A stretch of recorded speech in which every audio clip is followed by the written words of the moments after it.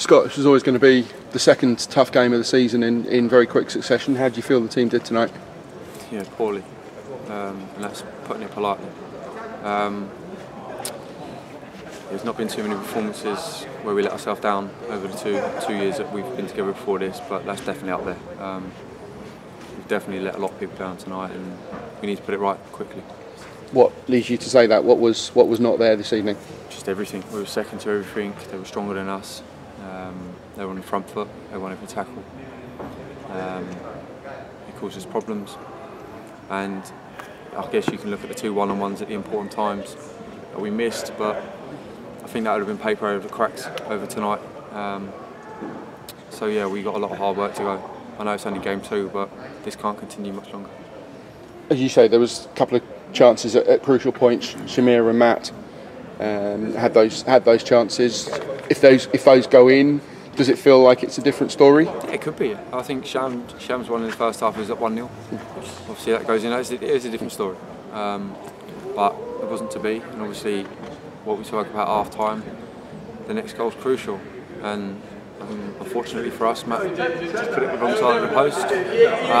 So if that goes in, it could have changed the game because it would have made it, well, only a 1-goal game. So, like you say, small margins, but overall, yeah, nowhere near good enough. Everybody knows what a Martin Allen side is going to bring to the table. You say, big, quick, strong.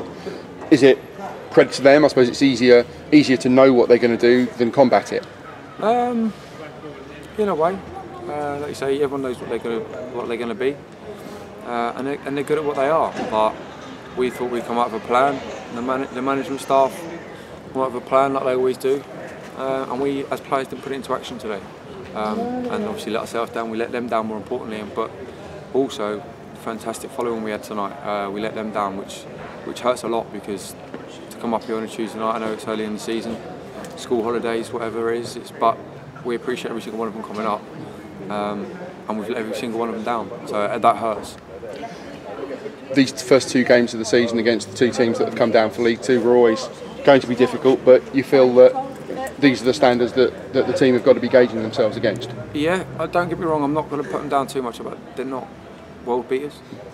We knew what they were, both teams.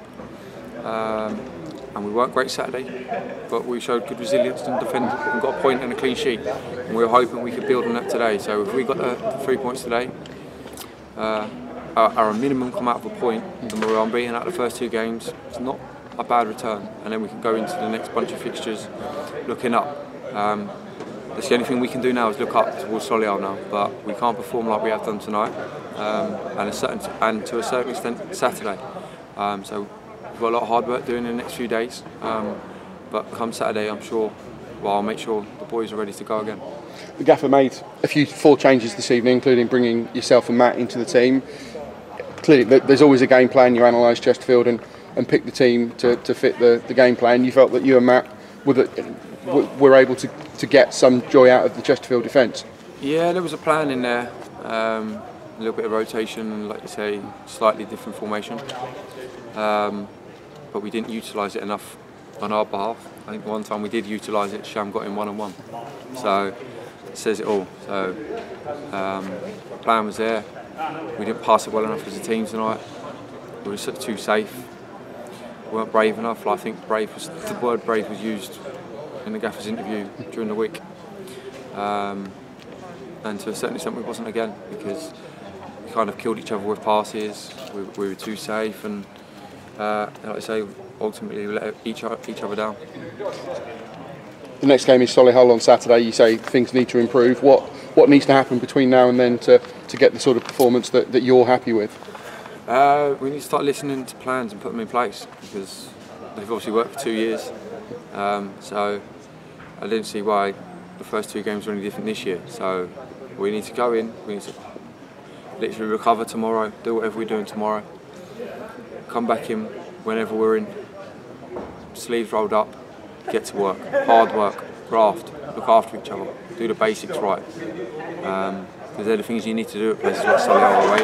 As we found out there last year, we went there and we struggled for at least 45 minutes at that place, there.